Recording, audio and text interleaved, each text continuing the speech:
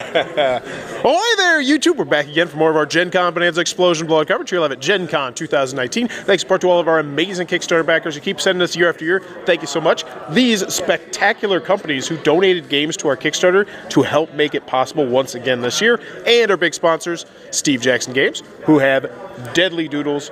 Check that one out in the link down below. A post for Steve Jackson Games and Tasty Minstrel Games, who sponsors our whole channel.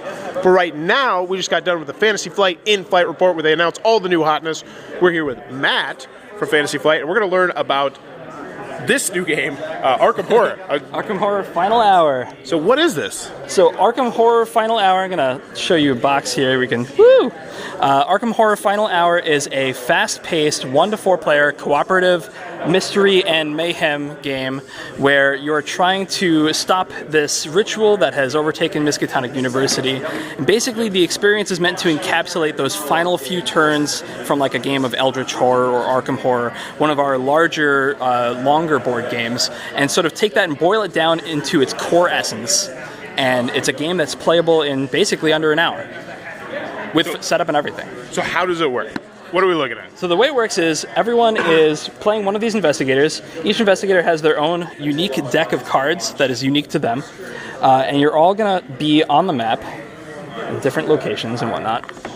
And you lose in one of two different ways. One, if this location here, this is the ritual site, and that location is different for each scenario. We're playing with Cthulhu right now. So the ritual site is Humanities. If Humanities building fills up with monsters and another monster tries to enter it, basically you lose. You win by stopping the ritual. And you need to stop the ritual by investigating all these different locations. They will reveal these symbols, which you can move down here. And you're trying to guess what these two symbols are. So the more locations you investigate, the more you narrow down your choices, and the more able you are to reverse the ritual by guessing these. But if you guess wrong, you lose. And you have 8 turns to do that. So the longer the game goes on, the more you narrow down your options here, but the more monsters spawn. And as you can see, there's already a lot of monsters on the board. This is how it starts. So it's only going to get more and more chaotic over time as locations get damaged, monsters move around, new monsters get spawned all over, and they eventually get funneled into the ritual site.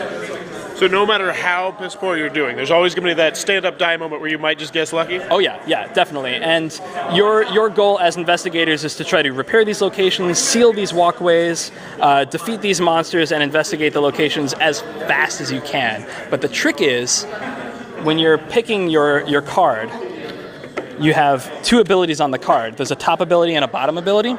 The bottom ability is always stronger than the top ability is always stronger than the bottom ability. And you're going to play one of these priority cards on top of the ability that you're choosing for that round.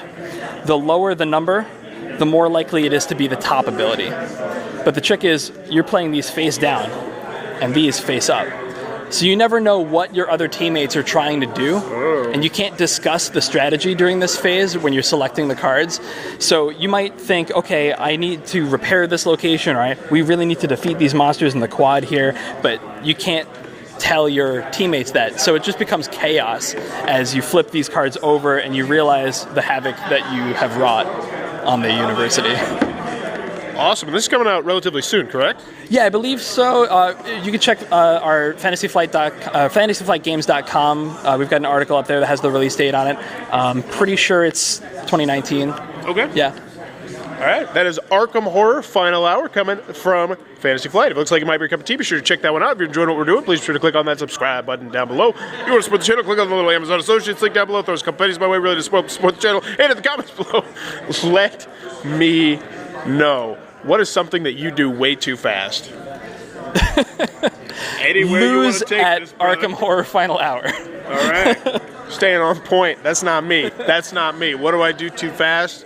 Dude, I eat way too fast. Like Eric could tell you. Like when I get to eating, especially like, oh my God, when I'm at a buffet, like my brain's like, oh dude, you gotta eat fast or you're gonna get full. So I'm like, oh man, I gotta chomp this down super fast.